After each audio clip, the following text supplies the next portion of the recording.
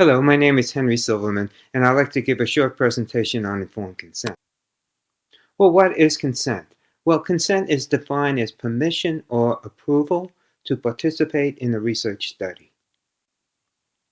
Informed consent is a process. The goal is to provide sufficient information so that a participant can make an informed decision about whether or not to enroll in the study or to continue participation.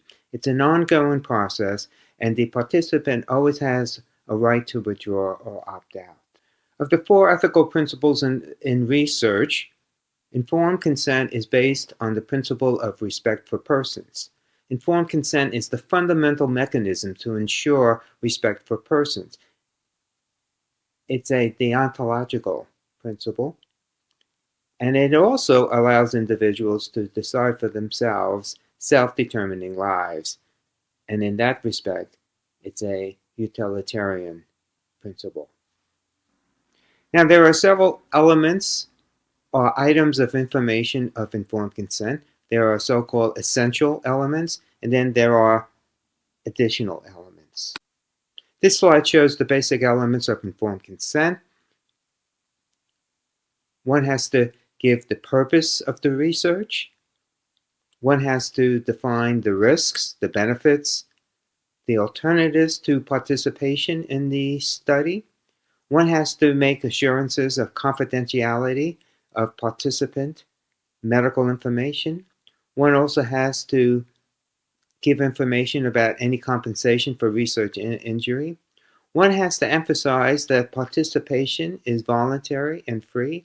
And then finally, one has to give contact information regarding who to contact if they have questions about the research, who to contact if they suffer research injury, and also who to contact if they have questions about their rights.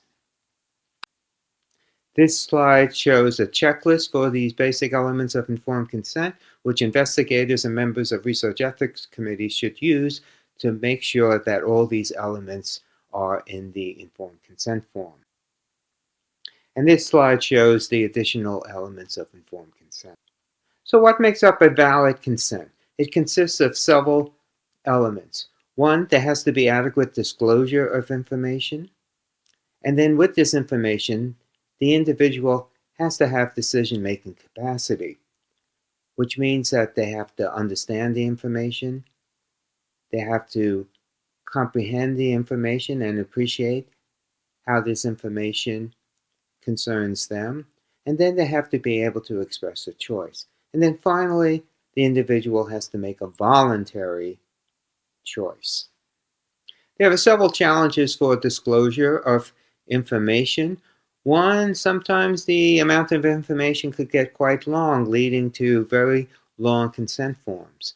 Also, there could be issues about translation, complexity of the informed consent form, and that's why the recommendation is that the consent form should be at the 7th grade level. And then one has to be concerned about the setting for informed consent form. One should avoid obtaining informed consent in the hallways or in busy emergency rooms. One has to respect privacy of the individual and be concerned about the setting of obtaining informed consent. As mentioned before, informed consent is a process, so you need to give the participant time for questions that should be answered. You should give them time to discuss the informed consent with family and friends, and also time to review and discuss any questions about the informed consent document. One has to be concerned with the voluntariness of a person's choice to participate in a research study. Participants should be able to make a free choice without any coercion or undue influence.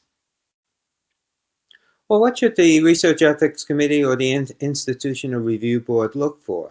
Well, they should be concerned with the cognitive capacity of the potential individuals, and they should be concerned with individuals or groups of individuals who may be vulnerable. Vulnerable being defined as persons who cannot protect their own interests.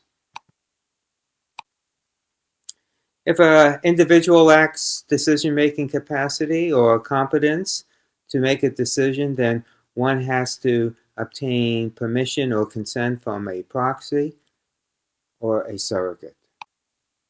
One needs to be concerned about different types of vulnerable populations. This includes children, prisoners, pregnant women and fetuses, the cognitively impaired, those who are financially impaired, and those who are terminally ill are just a few of the types of vulnerable persons. Regarding children, the research has to present no greater than minimal risk to the child, and if it does present greater than minimal risk to the child, then there should be offsetting benefits to the child.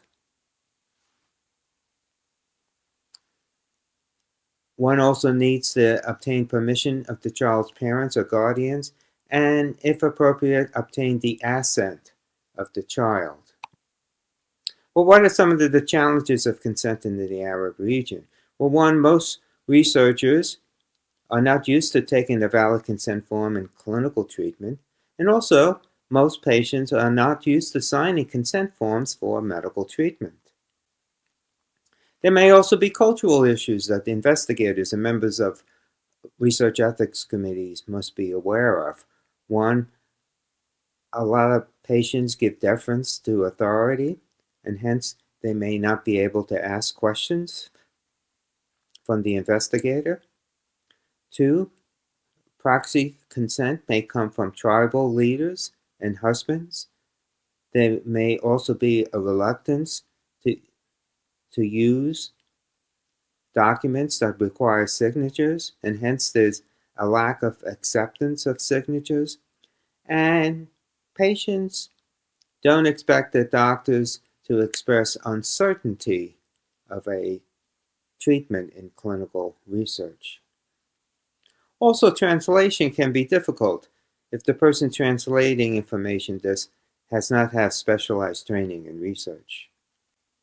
And then finally, individual autonomy is a Western concept that is not accepted in all areas. For example, in rural areas where you have tribal leaders, and hence the question, who gives consent for research studies?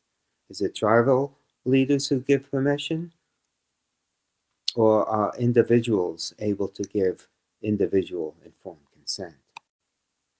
Let's watch this short video from the movie Constant Gardener showing the effects of poverty on informed consent.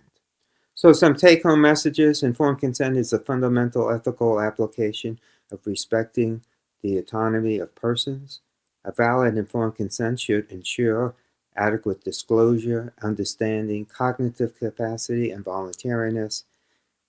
Informed consent should be simple. Thank you very much.